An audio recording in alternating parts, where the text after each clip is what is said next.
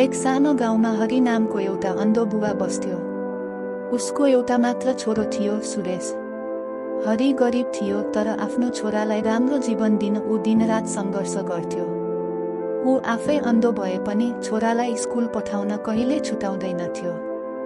गाउँका मानिसहरू कहिलेकाहीँ जिस्क्याउँथे, अन्धो भएर के गर्छस्, किन यति दुःख गर्छस्? हरि मुस्कुराउँदै भन्थ्यो, मेरो आँखा छैन, तर मेरो सपना छ, मेरो छोरो ठुलो मान्छे बनोस्। समय बित्दै गयो। सुरेश पढ्दै गयो, सहर गयो र अन्ततः राम्रो जागिर पायो। ऊ सफल भयो। तर सफलतासँगै उसको मन बदलिन थाल्यो। उसले आफ्नो बुबालाई लाज मान्न थाल्यो। एक दिन हरि धेरै माया लिएर सहरमा छोरालाई भेट्न गयो। ऊ पुरानो लुगा लगाएको थियो, हातमा एउटा सानो झोला थियो। जब सुरेशले बुबालाई देख्यो, ऊ रिसायो, तपाईँ यहाँ किन आउनुभयो? मेरा साथीहरूले देखे भने के भन्छन्? हरिको मुटु टुट्यो, तर ऊ शान्त रह्यो। छोरा, म तिमीलाई हेर्न आएको।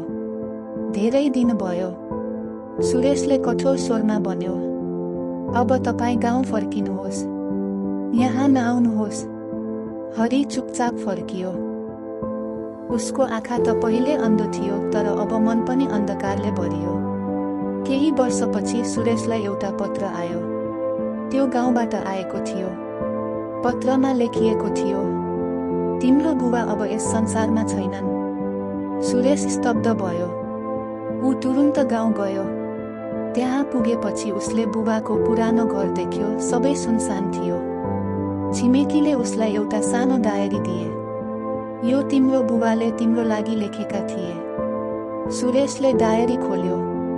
त्यहाँ लेखिएको थियो, आज मेरो छोराले मलाई चिन्न लाज मान्यो, तर मलाई उसँग रिस छैन।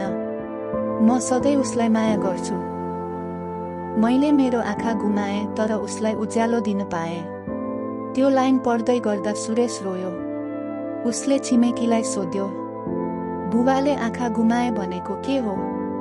छिमेकीले गहिरो सास फेर्दै भने, तिमी सानो हुँदा तिम्रो आँखामा समस्या थियो। डाक्टरले आँखा फेर्नुपर्छ भने। तिम्रो बुबाले आफ्नै आँखा दान गरेर तिमीलाई देख्ने बनाएका हुन्। सुरेशको संसार भत्कियो। ऊ चिच्याउँदै रोयो, बाबा, म कस्तो नालायक छोरो रहेछु। तर अब ढिलो भइसकेको थियो। त्यस दिनदेखि सुरेशले आफ्नो जीवन परिवर्तन गर्यो। ऊ गरिबहरूलाई सहयोग गर्न थाल्यो, अन्धा मानिसहरूको सेवा गर्न थाल्यो, सायद आफ्नो गल्तीको प्रायश्चित गर्न। कथाको शिक्षा, आमा बुबाको माया सबैभन्दा साँचो हुन्छ। यसको कदर ढिलो नगर्नु, नत्र पश्चाताप हुन्छ।